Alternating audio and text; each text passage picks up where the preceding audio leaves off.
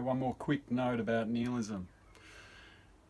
What I'm doing is settling the context, operating and practicing without belief and value in the claims.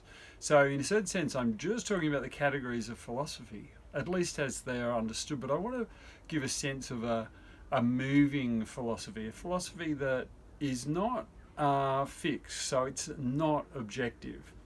This goes to philosophical dispositions. I mentioned the disposition that first of all starts with analyses and discovers truth really stands alone, or at least a conception of truth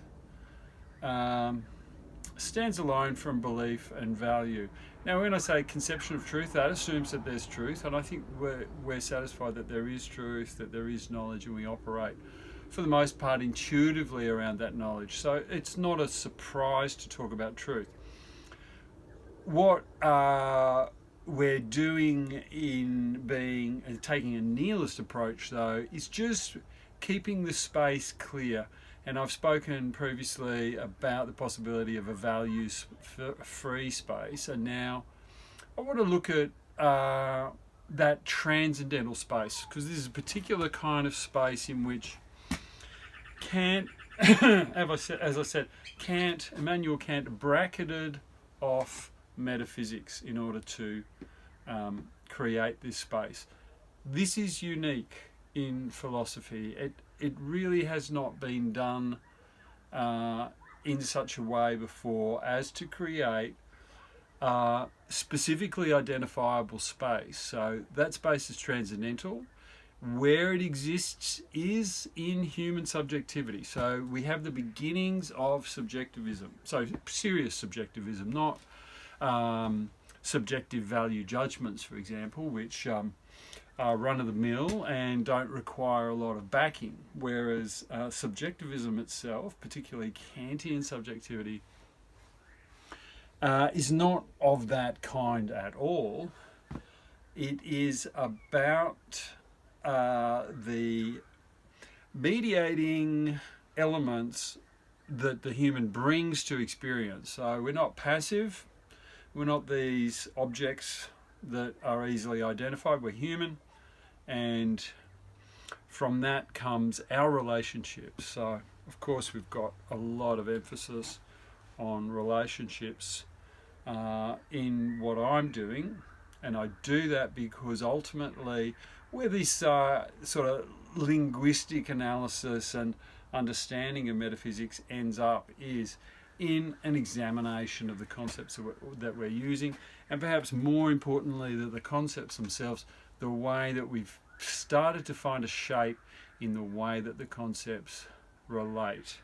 So we can say really out of nominalism, this is why nominalism is important, it's because firstly it doesn't buy into the universalism associated with any particular concept or a metaphysic at all, but it doesn't deny that there are words and things. So words and things is the total in nominalism. So you've got things which could be human behaviour, so subjectivity is captured there, but words are just highlighted. They're not. It's not like nominalism saying it's a true pair, and that there is these special things, words. It's just that humans, in their relationship with the world, happen to have words.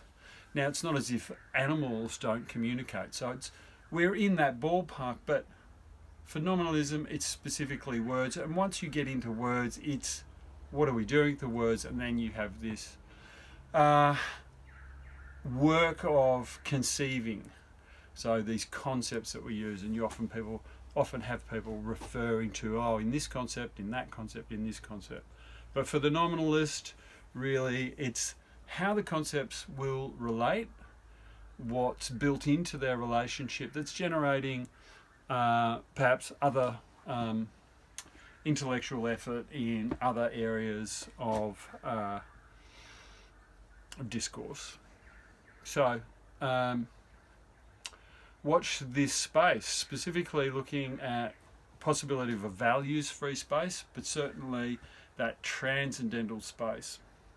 Now, transcendental space is important because that's where the connection from the subject to the object is occurring.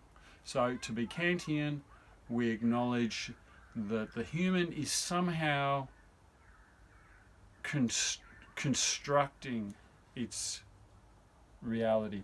We know somehow language is involved, and we know from some very stark conceptions of subjectivity that it is the total vocabulary that gives a person their subjectivity.